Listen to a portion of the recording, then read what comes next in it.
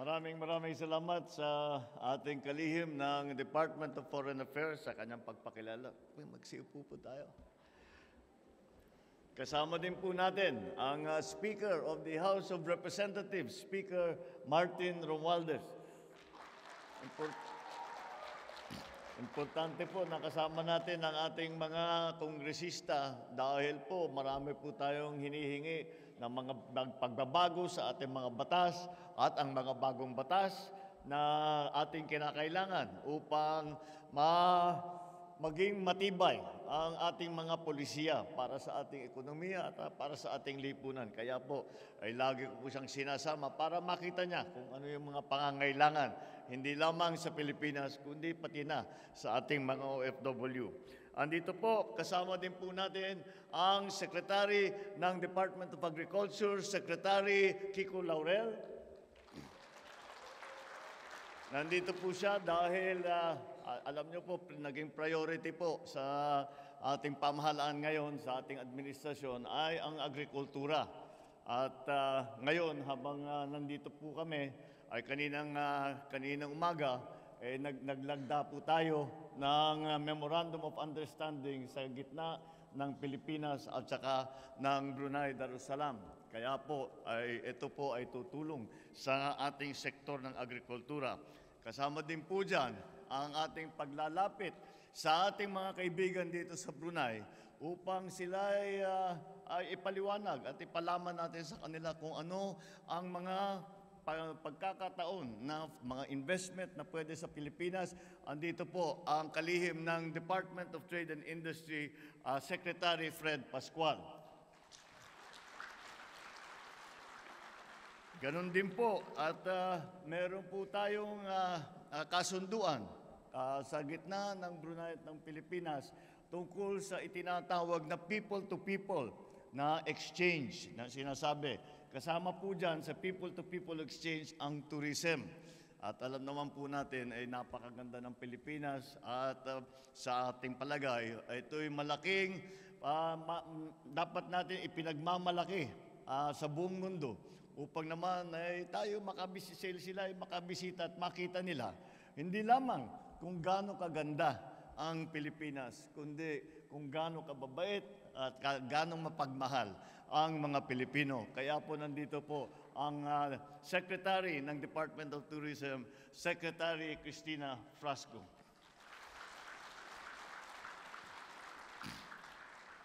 Inaayos din po natin ang ating mga ating tinatawag, ang ginagamit ngayon na salita ay supply chain. At ito po ay pangailangan natin upang ang ating mga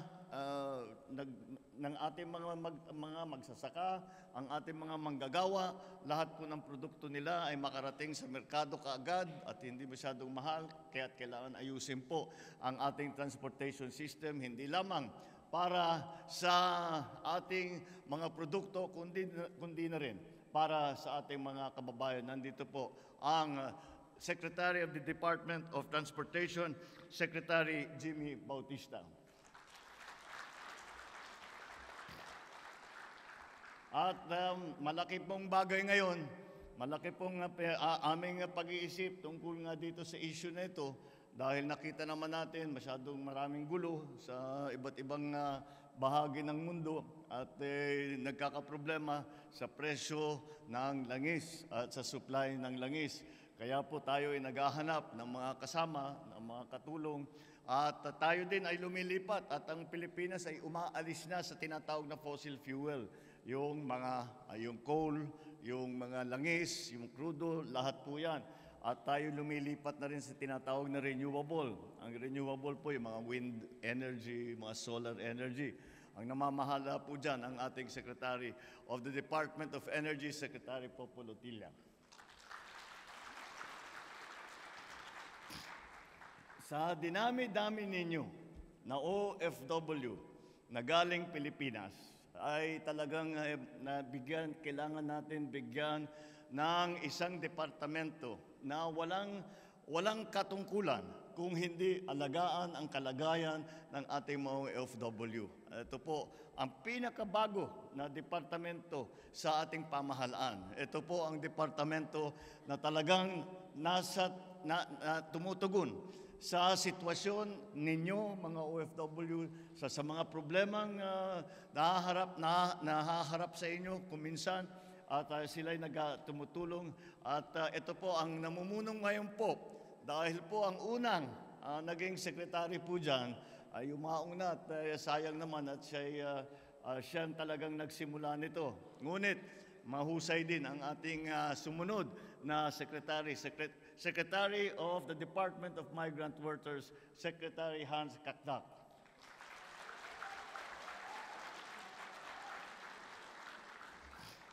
Malapit-lapit na po ang Brunei sa Mindanao. Kaya po ay marami tayong exchanges na nangyayari sa ating mga kababayan sa Mindanao at saka dito sa Brunei. Kaya sinama ko na rin ang Mindanao Development Authority Secretary Leo Magno. Tayo po ngayon ay umikot po kami sa nakaraang isang taon kalahati.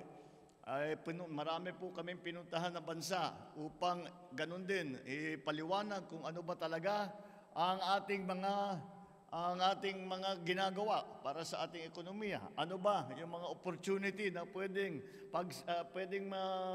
mapagsamantalaan ng ating mga kaibigan tiga-abroad, na magdala sila ng investment, magdala sila ng kapital, magdala sila ng trabaho para sa atin at palagauhin at pagandahin ang ating ekonomiya.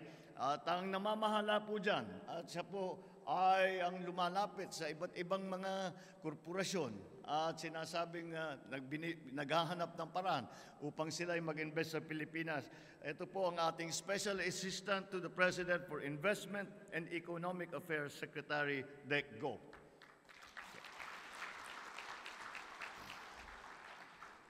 Siyempre, ang ating ambassador na siguro kilala ninyo lahat, ambassador ng Pilipinas sa Brunei Darussalam, Marian Jocelyn Tirol Ignacio.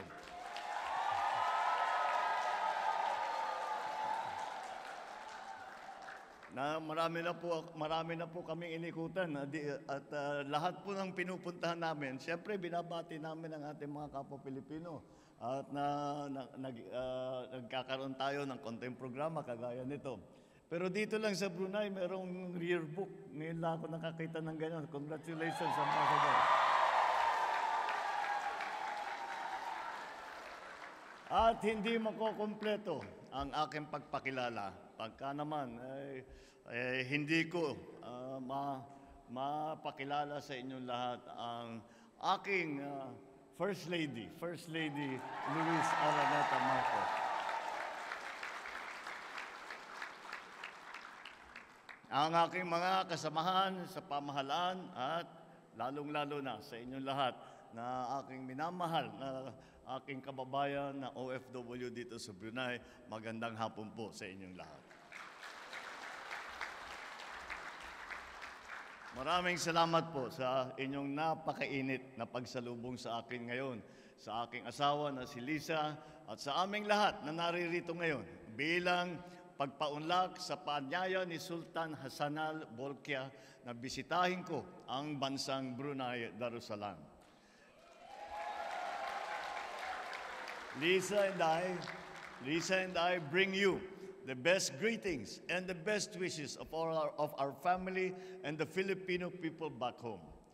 Over the years, every time I go abroad, I talk to my foreign counterparts, I get compliments for the strong work ethic of Filipinos. I'm always told that Filipinos have unparalleled skill, efficient, and are trustworthy. And I know that is the same here in Brunei. You may all have different professions. What we bring to all that we do, not only in the Philippines, but even abroad, as is proven by the record that Filipinos have made and the reputation that you have gained, that what we bring is a special brand of Filipino service everywhere we go.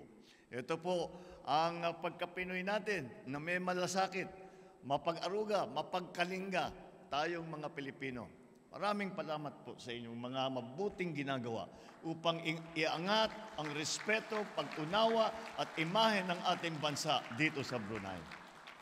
So while we honor our overseas Filipinos for your sacrifices, for our nation and the families, one of the promises I made when I first took my oath as president was to create more jobs in the Philippines so that working abroad will only become a career choice and not the only option for hardworking men and women of the Philippines. Mabuti po siguro na ibalita ko na sa inyo na ngayon pa lamang bilang pambungad ng aking mensahe noong nakaraang 2023. Nakapag-approve na po tayo ng investment na umaabot ng 1.26 trillion pesos. This is a remarkable figure surpassing the trillion peso mark.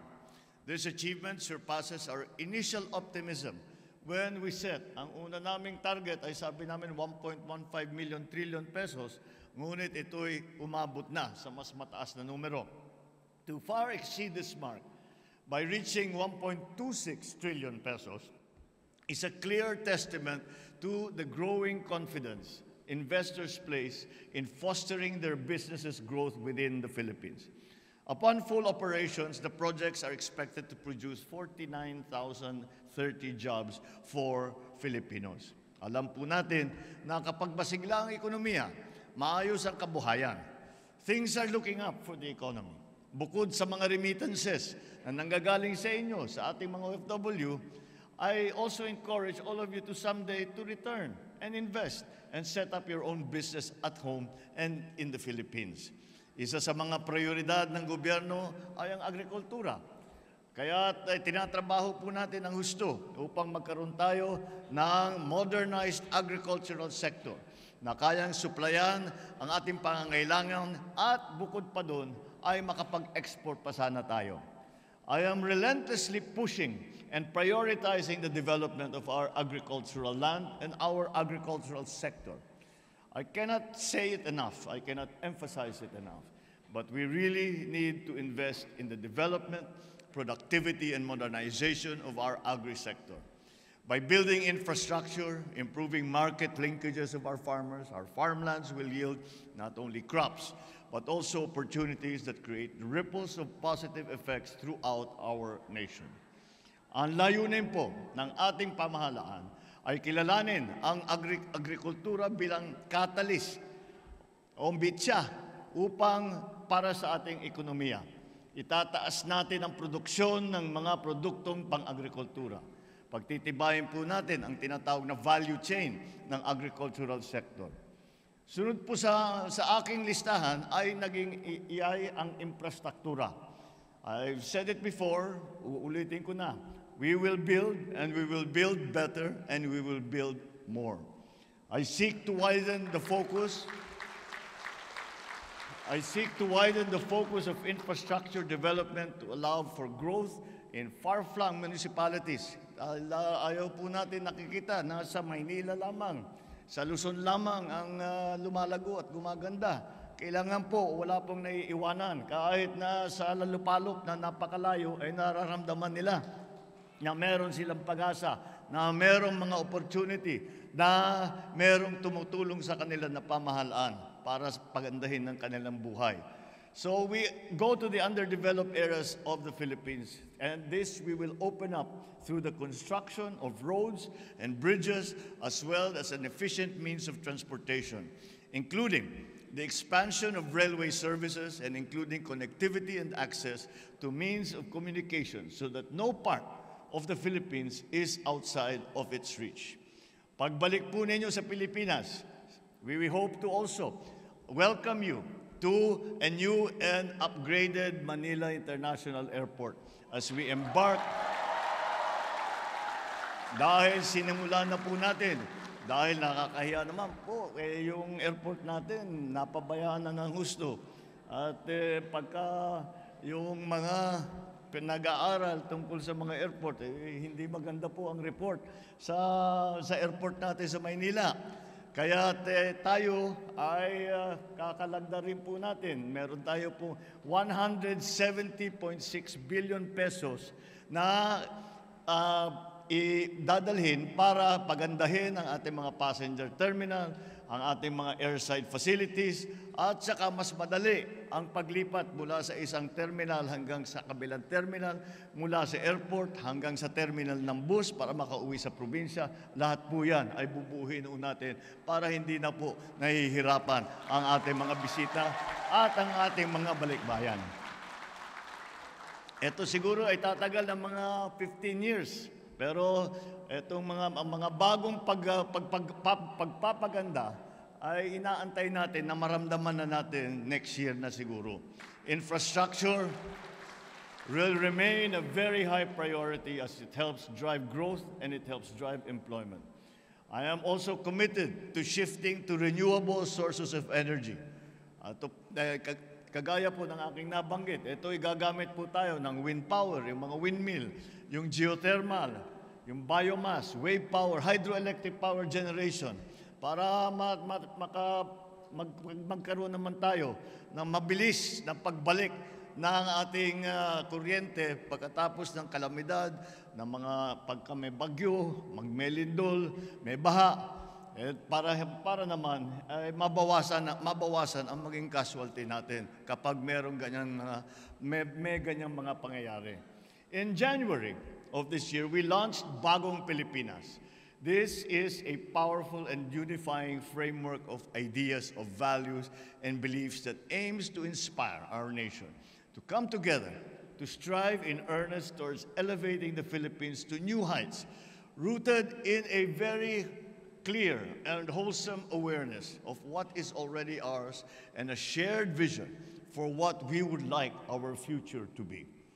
I encourage every Filipino to look beyond differences and to work harmoniously together to build a nation that not only meets current challenges, but also envisions and shapes a more promising future for all our citizens.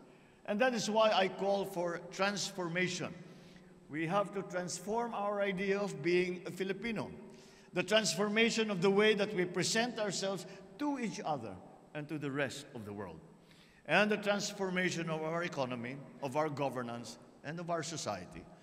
So I challenge each one of you, let us become new Filipinos. Lahat tayo maging bagong Pilipino na nandyan sa bagong Pilipinas, sa pagbabago sa bawat aspeto ng ating pang-araw-araw na buhay. Pagbabago sa isip, sa salita, at sa gawa. My obligation to the Filipino people is a realistic vision. The best days of our end years are not in our past, but in our future. And the solution cannot be done by government alone. There are so many things that we need to do that we can only manage if we do them together. Everyone must do their part. The unrelenting drive for excellence in all aspects of personal, community, national, international life demands that all Filipinos set for themselves standards and goals which are nothing short of excellent. You are no stranger to this. You are already doing it here in Brunei. Trust in government for leadership. But let us accept our part as citizens. Let us be proud to be Filipino. Let us be confident. Let us be confident in the future of our country with resoluteness by which we can decide to make that future come to pass. Magkaisa po tayo.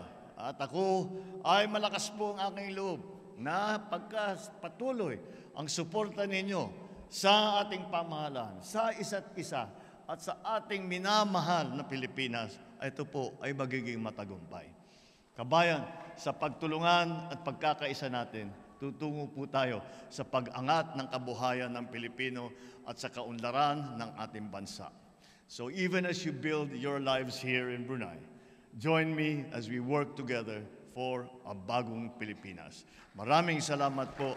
Mabuhay po tayong lahat. Mabuhay ang bagong Pilipinas. Magandang hapon po at marami pong salamat.